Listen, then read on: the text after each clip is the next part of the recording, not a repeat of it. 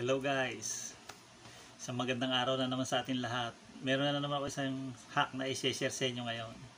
No, ito yung para sa atin ng mga gumagamit ng satellite TV. No, kung ang gamit nyo ay GSAT, pwede rin kung gamit nyo signal.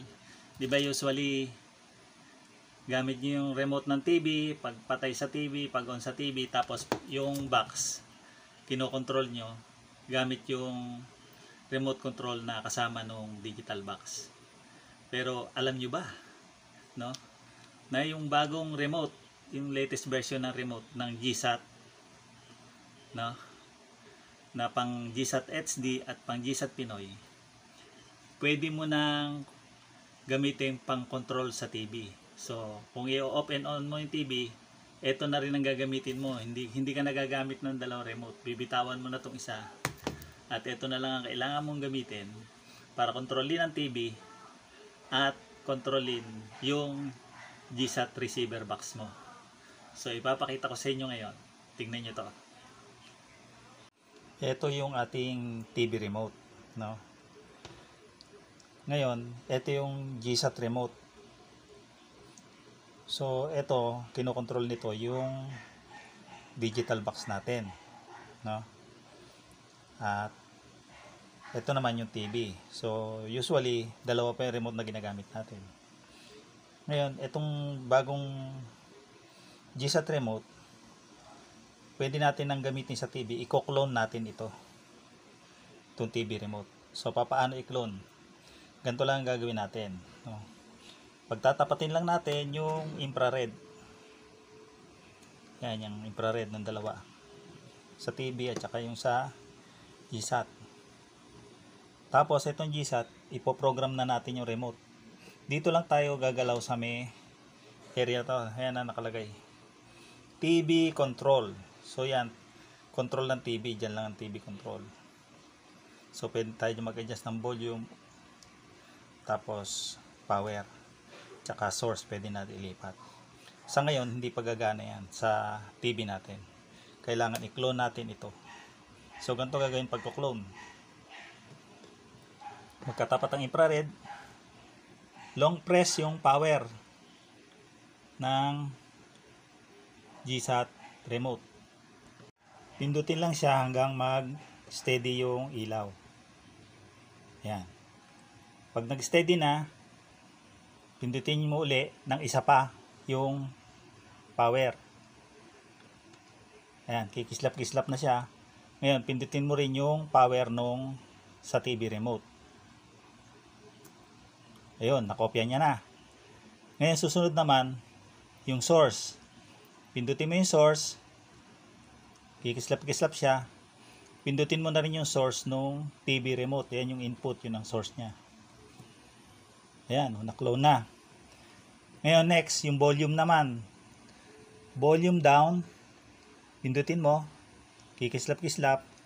Pindutin mo rin yung volume down sa TV remote. Ayan. Na-clone na. Tapos, pindutin mo yung volume up. Ayan.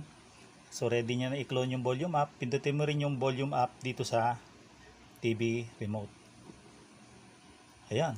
Tapos, pindutin mo na yung power dito sa GSAT remote. Ayan. So, na-clone na niya. Ito yung TV remote. So, dito ngayon sa GSAT remote, pwede mo nang kontrolin ang power on ng TV, volume ng TV, at saka yung, syempre, yung control mo sa GSAT. Lahat.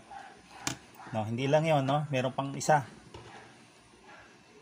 Yung signal remote din na universal, meron din ganyan, no?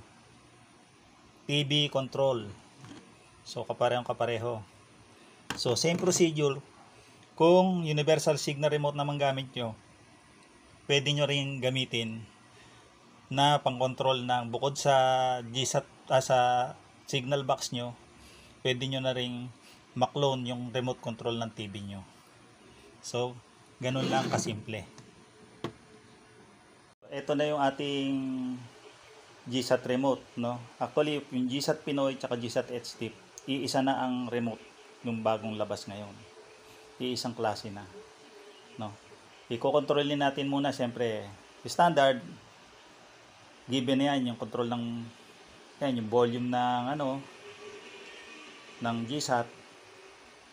Ngayon, kontrolin naman natin yung ayan, yung sa TV volume up. TV volume up. Ayan, no. Oh. TV volume down. Oh. Tapos select din natin yung input ng TV, yung video input ng TV. Kung mamimili tayo ng source. No, focus natin yung source. Ito yung source. Medyo natatalo na. Ayan, yung source. Pag pinindot ko yung source, magre-respond yung source ng TV. Ayan, no. Yung source, pwede na kayo mag-select. No? Pag pinindot-pindot nyo yan, lilipat yan. TV na yung kinokontrol ko. Function ng TV. Using itong remote ng GSAT. So, pwede ko rin patayin yung TV gamit ang remote ng GSAT. Papatayin ko. Patayin natin. Itong power off ng TV.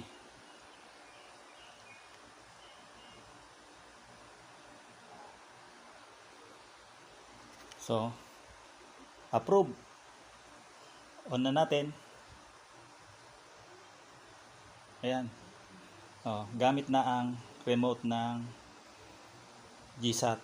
So, same din with doon sa kung naka-signal kayo, same din doon sa remote ng signal box na universal.